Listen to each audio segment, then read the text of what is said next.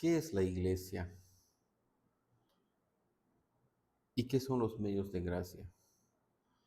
Vamos a estudiar en este tiempo la naturaleza de la iglesia, el gobierno de la iglesia, el poder de la iglesia y los medios de gracia que son la palabra de Dios como medio de gracia y los sacramentos.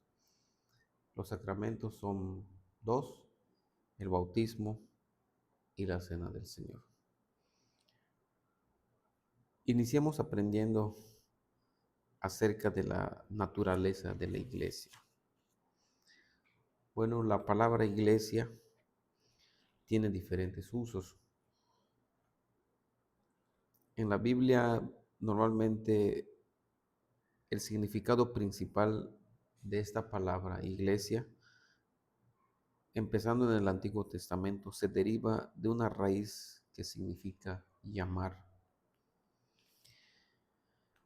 Tenemos que fue usada especialmente para referirse a la asamblea de Israel, cuando se reunían para adorar a Dios. La palabra más común para iglesia en el Nuevo Testamento, que es asimismo la más importante, proviene de un verbo que significa convocar a una reunión. Así que el sentido no es tan diferente entre el Antiguo Testamento como el Nuevo Testamento. Del Antiguo Testamento es llamar, que prácticamente sería como un sinónimo en el Nuevo Testamento de convocar a una reunión, llamar a una reunión, a una asamblea. Llamar a la asamblea es el conjunto de personas que forman parte de una comunidad. Ambas palabras describen a la iglesia como una asamblea convocada por Dios. Tanto llamar como convocar describen a la iglesia como una asamblea convocada por Dios. El Evangelio de Mateo menciona que Jesús fue el primero en usar la palabra iglesia. La usó para describir al grupo de gente que lo acompañaba, que lo reconocía públicamente como su Señor y que aceptaba los principios del reino del cielo. Ya más adelante, la palabra iglesia adquirió varias connotaciones diferentes. Vamos a ver unos puntos para ir ampliando un poquito más el concepto. De acuerdo a su significado más común, sirve para describir a cierto grupo de creyentes en una localidad determinada. Por ejemplo, hablamos de la iglesia local, sin tomar en cuenta si se reúnen para adorar o no. Algunos pasajes la describen como una asamblea. Entonces, la iglesia como asamblea. Hechos 5:11, Hechos 11:26, Primera de Corintios 11:18, Primera de Corintios 14:19, 28 y 35. Y otras no la llaman como una asamblea, como en Romanos 16:4, Primera de Corintios 16:1, Gálatas 1:2, Primera de Tesalonicenses 2:14. Algunos pasajes la describen como una asamblea y las últimas que mencionamos no la describen así. En algunos pasajes indican una iglesia doméstica o una iglesia que se reúne en la casa de cierta persona, como un tipo de sinagogas más o menos en un principio en el Nuevo Testamento. Parece que los ricos proveían muchas veces un lugar de reunión en sus casas. Romanos 16:5, Romanos 23, Primera de Corintios 16:19 y Colosenses 4:15. Igual en Filemón 2. Entonces, reuniones en casa, una iglesia doméstica es una pequeña asamblea que se reúne en los hogares. Y la iglesia local es un poco más amplio, diferente. En su sentido más amplio, la palabra sirve para designar todo el cuerpo de creyentes. La iglesia sirve para designar todo el cuerpo de creyentes, ya sea que estén en el cielo o en la tierra. Aquí nos unimos todos como iglesia, tanto los que están en el cielo como los que están en la tierra, que hayan sido o estarán por ser unidos espiritualmente con Cristo como su Salvador. En el momento de una alabanza, de una adoración, nos reunimos con los que espiritualmente tienen una relación de unidad con Cristo como nuestro Salvador, tanto los vivos como los que ya están con Él. Lo podemos ver en Efesios 1:22, Efesios 3:10, versículos 21, Efesios 5:23 al 25, versículos 27, 29 y 32, y Colosenses 1:18 y 24. Tenemos que la escritura contiene varias descripciones simbólicas también de la iglesia. Se dice que es el cuerpo de Cristo. Se dice que también es el templo de Dios. Se dice que es la casa espiritual. Se dice también como la Jerusalén celestial o la Nueva Jerusalén. Y columna y fundamento de la verdad. Tengamos en cuenta esto. La escritura las describe también como simbólicas. Columna y fundamento de la verdad. La Jerusalén celestial, la casa espiritual, el templo de Dios, cuerpo de Cristo. Todas estas expresiones son descripciones simbólicas de la iglesia. Hablemos ahora, una vez hablado de los diferentes usos de la palabra iglesia, de la esencia de la iglesia. Existe una marcada diferencia de opinión entre los católicos romanos y los protestantes con respecto a la naturaleza esencial de la iglesia. Hablando de la naturaleza. Los católicos romanos ubican la esencia de la iglesia en su organización externa y visible. Esta organización, en el sentido estricto de la palabra, no incluye a todo el cuerpo de creyentes que constituye su iglesia, sino a la jerarquía. En el caso de la católica romana, no incluyen a todo el cuerpo de creyentes que constituyen su iglesia, sino a la jerarquía únicamente, es decir, a los sacerdotes y a las órdenes superiores de obispos, arzobispos, cardenales y el papa. Separan este cuerpo, que ellos llaman magisterio de la iglesia, del cuerpo común de los creyentes. Aquí hay dos niveles de jerarquía en el caso de los católicos romanos. La primera jerarquía está compuesta por los sacerdotes, obispos, arzobispos, cardenales y papa, y los feligreses o los que van en la comunidad como creyentes están en otro nivel jerárquico. Se separan. El grupo de sacerdotes son los llamados el magisterio de la iglesia, que son diferentes del cuerpo común de los creyentes, los que reciben la enseñanza o la iglesia que oye, la iglesia oyente. Este cuerpo jerárquico comparte directamente los atributos gloriosos de la iglesia, tales como su unidad, santidad, catolicidad y apostolicidad, mientras que el cuerpo general de los creyentes es adornado con estos solo en forma indirecta. El cuerpo general de creyentes, llamado iglesia oyente, no son parte unificada de una manera global. Hay una separación por la jerarquía. En teoría, los católicos romanos afirman aún el principio de que no hay salvación fuera de su organización externa. Los católicos romanos afirman que aún el principio de que no hay salvación fuera de su organización externa. aunque muchas veces los hechos los obligan a modificarlo en varias formas.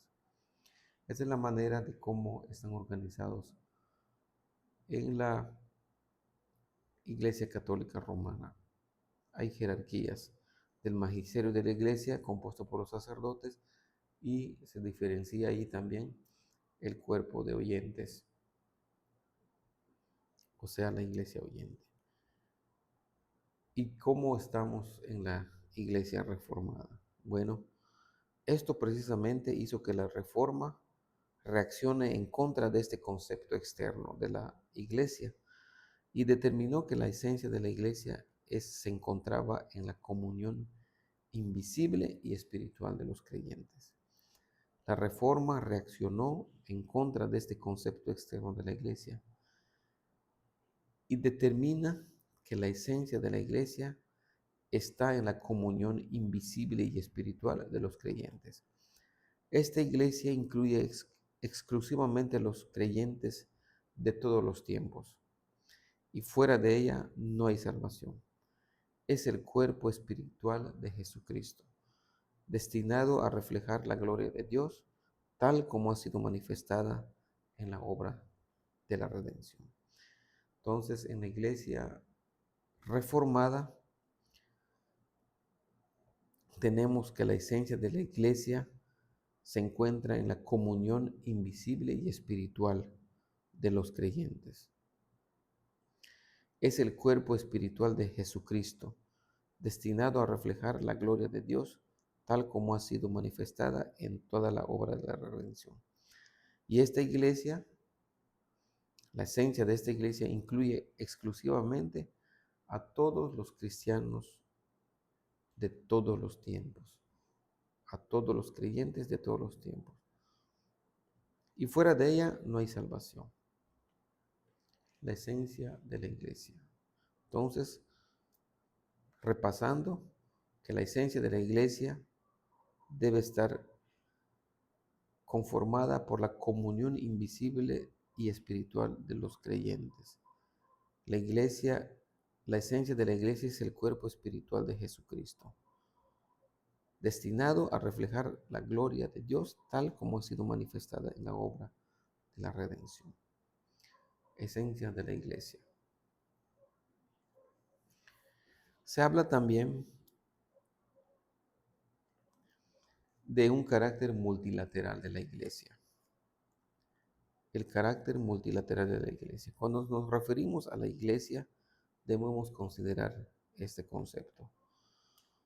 En primer lugar, tenemos que a la iglesia militante y la iglesia triunfante. ¿Qué significa esto? La iglesia, tal como existe ahora en la tierra, es una iglesia militante, es decir, ha sido convocada a una guerra santa y de hecho está involucrada en ella. La iglesia debe involucrarse en una incesante guerra contra el mundo hostil, sea en cualquier forma que éste se manifieste y contra las potestades que dominan este mundo de tinieblas. Por otro lado, la iglesia en los cielos es la iglesia triunfante. La iglesia militante somos nosotros que estamos aquí vivos en la tierra, ¿sí? Que también tenemos luchas, convocados a una guerra santa. Y la iglesia triunfante se refiere a la iglesia en los cielos, los miembros espirituales que están con Jesucristo, unidos en Jesucristo, como cuerpo de Jesucristo, en la que la espada es cambiada por la palma de la victoria, los gritos de batalla son cambiados en cantos de triunfo y la cruz es reemplazada por la corona. Entonces, la iglesia militante es la iglesia que existe ahora en la tierra y la iglesia triunfante es la iglesia en los cielos. Carácter multilateral. Esta es una de las características multilaterales. Iglesia militante, los miembros, los creyentes que estamos vivos. Y la iglesia triunfante son los que son la iglesia que está en los cielos. donde el triunfo ya está, la victoria ya está. Cantamos triunfo, hay corona en vez de cruz. Otro carácter multilateral es la iglesia visible y la iglesia invisible. La iglesia, la única iglesia de Jesucristo es tanto visible como invisible. Esta diferencia se aplica a la iglesia tal como existe en la tierra. Se dice que es invisible debido a que es esencialmente espiritual y porque en cuanto a su naturaleza básica se refiere a la percepción humana, no puede comprenderla. Además, es imposible determinar con precisión quién pertenece a ella y quién no. Sin embargo, esta misma iglesia llega a ser visible en la profesión y conducta de sus miembros, en el ministerio de la palabra y los sacramentos, y en su organización externa y gobierno. La iglesia visible y la iglesia invisible. La única iglesia de Jesucristo es tanto visible como invisible. Esta diferencia se aplica a la iglesia tal como existe en la tierra. Cuando se llena un templo, cuando se llena una congregación, hay varios miembros ahí. Ahí vemos a todos. Eso es la iglesia visible. ¿Y quién es salvo y quién no? Ahí está la iglesia invisible. Entonces, pero también podemos ver características. Esta misma iglesia llega a ser visible en la profesión y conducta de sus miembros, en el ministerio de la palabra y los sacramentos y en su organización externa y gobierno. Iglesia visible e invisible. Otra de las características multilaterales es la iglesia como organismo y la iglesia como institución u organización. Esta distinción se aplica solamente a la iglesia visible. La iglesia como institución u organización se va a volver visible en los oficios, en la administración de la palabra y los sacramentos y en cierta forma del gobierno eclesiástico. Pero aún así, aun si estos elementos estuvieran ausentes, la iglesia seguiría siendo visible como organismo, como una comunión de creyentes en su vida y profesión comunitaria y en su oposición unida en contra del mundo. Se nota, se observa dónde está una iglesia, quiénes participan allí, cómo se conducen, cómo practican, cómo actúan, cómo se relacionan. Esa es la iglesia visible. Esa es la iglesia visible. Y se va a notar porque hay un organismo ahí, hay un orden de gobierno, también se va a ver los oficios que hay ahí, la administración de la palabra de Dios y los sacramentos. Entonces, recordando los puntos multilaterales de la iglesia, tenemos una iglesia militante y una iglesia triunfante. También tenemos una iglesia visible, una iglesia invisible. Y también tenemos la iglesia como organismo y la iglesia como institución u organización. Definición de la iglesia. Definamos aquí para tener un panorama más amplio después de hablar de sus características previas. Hemos hablado de las diferentes maneras en cómo se usa la palabra iglesia en la escritura. Hemos hablado de la esencia de la iglesia, su carácter multilateral. ¿Sí? Ahora hablemos de su definición concreta. Bueno, para definir la iglesia va a ser necesario tener en cuenta la diferencia entre la iglesia visible y la invisible que habíamos mencionado anteriormente. La iglesia invisible se define como el conjunto de los elegidos que han sido llamados por el Espíritu de Dios, o más breve aún, como la comunión de creyentes. La iglesia invisible se define como el conjunto de los elegidos que han sido llamados por el Espíritu de Dios o como la comunión de creyentes, de todos los creyentes. La iglesia visible es un concepto más amplio y se puede definir como la comunidad de los que profesan, incluyendo a sus hijos, la verdadera religión. Es necesario tener en cuenta que estas dos definiciones no son enteramente paralelas. Algunos que son miembros de la iglesia invisible quizás nunca lleguen a ser parte de la organización visible o tal vez sean excluidos de ella. Algunos que pertenecen a la iglesia visible quizás sean incrédulos e hipócritas y como tales no pertenecen al cuerpo de Cristo. Repitamos para aclarar estos puntos.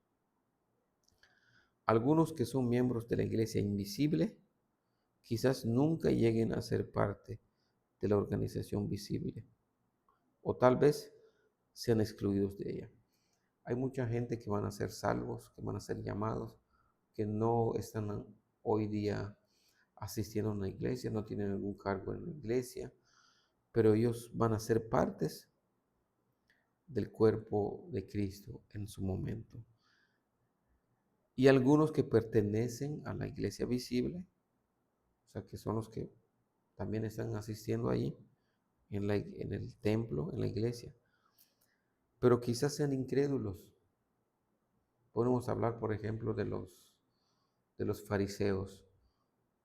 Hay fariseos que eran incrédulos, que no creían inclusive. Cuando Jesús les explicaba de quién era Él, ellos iban a la contra, decían lo contrario. Eran incrédulos e hipócritas. Pues aunque estén allí, aunque pertenezcan a la iglesia visible, quizá no pertenezcan al cuerpo de Cristo. Entonces, la iglesia visible son todos los que vemos y la iglesia invisible son los que pertenecen al cuerpo de Cristo. Unos pertenecen a un templo, otros pertenecen al cuerpo de Cristo. Iglesia visible. Tenemos claro aquí, de manera general, el concepto de iglesia, su definición. Tenemos entonces al conjunto de elegidos que han sido llamados por el Espíritu, la comunión de creyentes, ¿sí? Y la comunidad de los que profesan, incluyendo a sus hijos, la verdadera religión. Son todos los miembros que pertenecen al cuerpo de Cristo. Atributos de la iglesia. Atributos de la iglesia. Los atributos de la iglesia pertenecen principalmente a la iglesia invisible, aunque los católicos romanos los atribuyen casi exclusivamente a la iglesia visible. Nota importante. Los atributos de la iglesia pertenecen principalmente a la iglesia invisible. ¿Quiénes eran estos? La iglesia invisible son todas las personas que pertenecen al cuerpo de Cristo. ¿Sí? La iglesia invisible.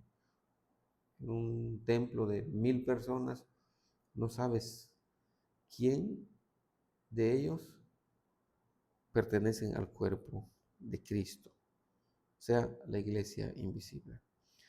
Bueno, tenemos entonces que uno de los atributos de la iglesia, en primer lugar tenemos la unidad de la iglesia, como segundo atributo la santidad de la iglesia, el tercer atributo como la catolicidad de la iglesia, ¿sí? Básicamente 3 atributos. Abundemos un poco de estos atributos. La unidad de la iglesia. Según los católicos romanos, la unidad de la iglesia consiste en su imponente organización mundial que se propone incluir a todas las naciones. Se centra especialmente en la jerarquía eclesiástica, pero los protestantes sostienen que la unidad de la iglesia posee principalmente un carácter espiritual. Es la unidad de un cuerpo, el cuerpo místico de Jesucristo, del cual todos los creyentes somos miembros. Esta unidad se expresa en cierta medida en la profesión y conducta cristiana. en la adoración pública y en la organización externa de la iglesia. A eso se refiere. Entonces hay un punto de vista católico romano y la protestante.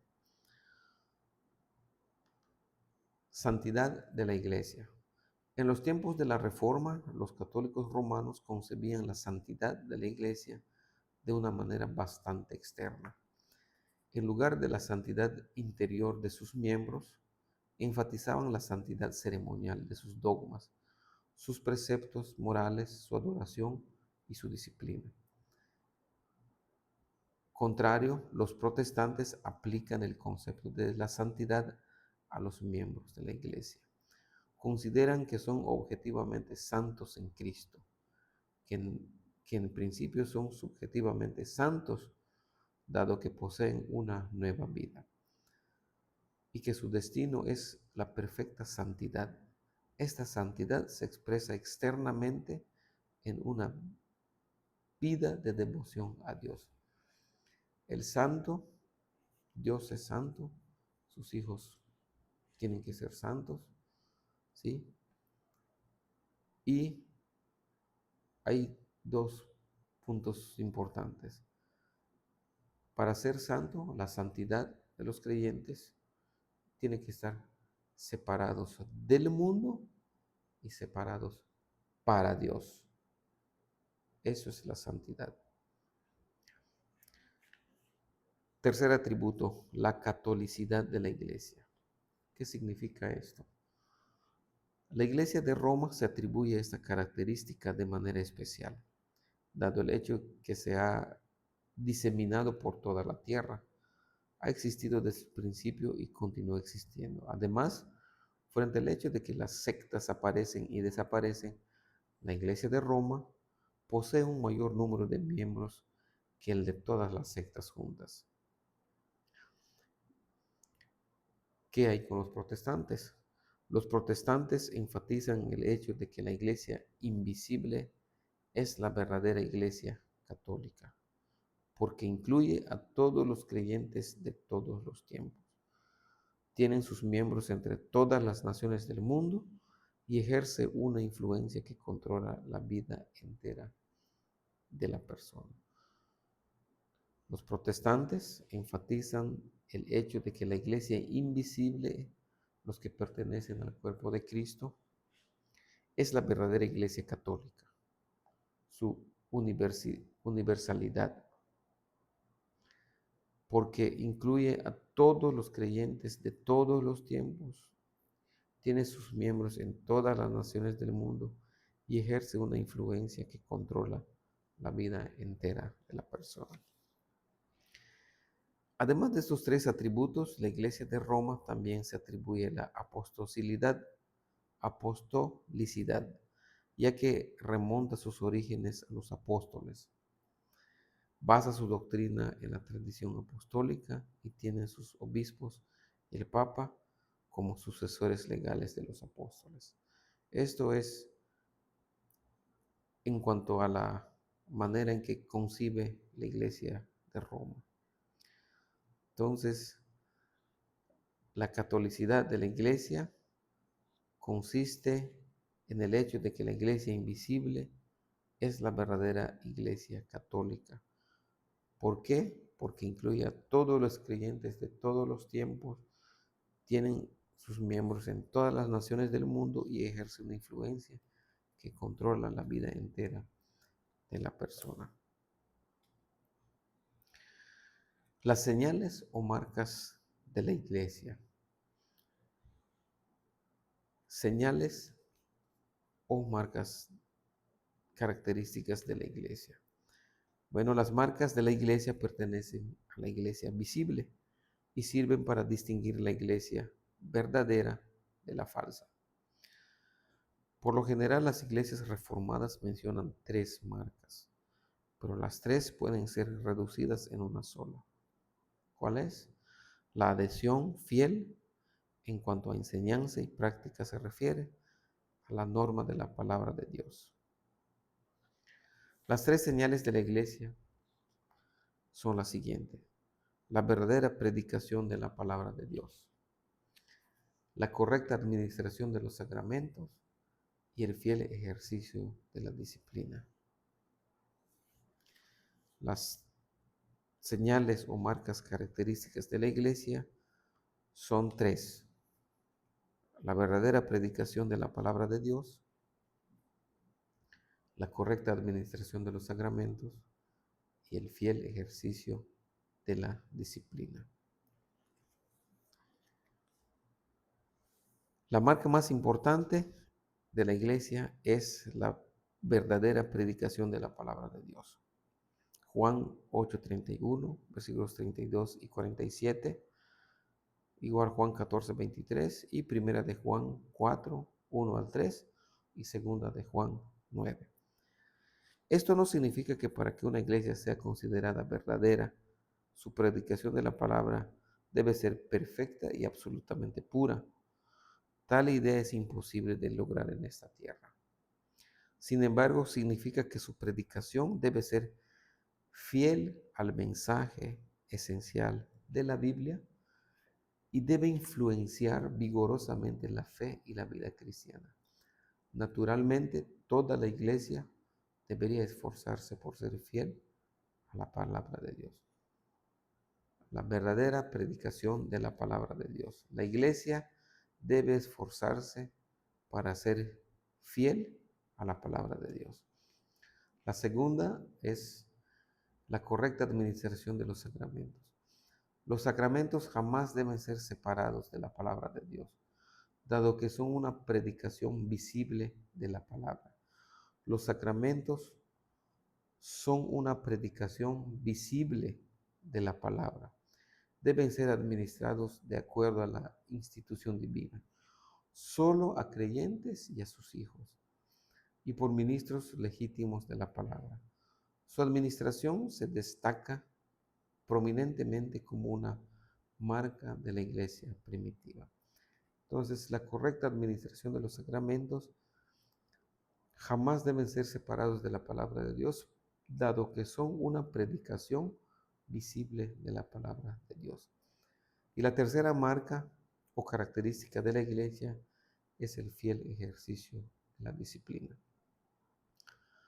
El fiel ejercicio de la disciplina es muy esencial para mantener la pureza de la doctrina y salvaguardar la santidad de los sacramentos. Las iglesias que son flojas en la administración de la disciplina pronto encuentran eclipsada la luz de la verdad y profanado aquello que es santo. La palabra de Dios insiste en una disciplina apropiada en la iglesia de Cristo. Fiel ejercicio de la disciplina. Haciendo un resumen general, aprendimos diferentes usos de la palabra iglesia. En el Antiguo Testamento es llamar y en el Nuevo Testamento es convocar a una asamblea, convocar a un grupo de personas. Y Jesús usa la palabra a la gente que lo seguía, que lo acompañaba y que reconocían públicamente como su Señor y aceptaban los principios del reino del cielo. La esencia de la iglesia. Recordemos que la esencia de la iglesia se encuentra en la comunión invisible y espiritual de los creyentes. Incluye exclusivamente a todos los creyentes de todos los tiempos y fuera de ella no hay salvación. Es el cuerpo espiritual de Jesucristo, destinado a reflejar la gloria de Dios tal como ha sido manifestada en la obra de redención. La esencia de la iglesia se encuentra en la comunión invisible y espiritual de los creyentes. Carácter multilateral de la iglesia. La iglesia militante y la iglesia triunfante. Una iglesia visible e invisible. La iglesia como organismo y la iglesia como institución o organización. Definición de iglesia.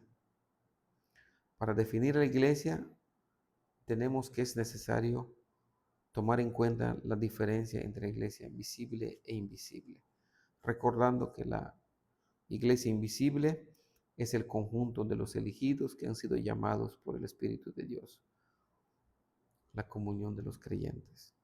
Y la iglesia visible es la comunidad de los que profesan, incluyendo a sus hijos, la verdadera religión. Los atributos de la iglesia, recordemos, son tres: la unidad de la iglesia, la santidad de la iglesia y la catolicidad de la iglesia. Y por último, las señales o marcas características de la iglesia. La verdadera predicación de la palabra de Dios, la correcta administración de los sacramentos y el fiel ejercicio de la disciplina.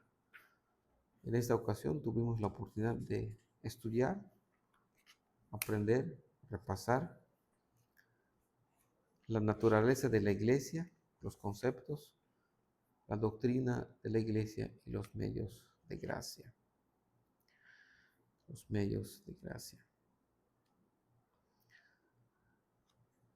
Dios les bendiga. Continuemos aprendiendo juntos. Suscríbanse a nuestro canal.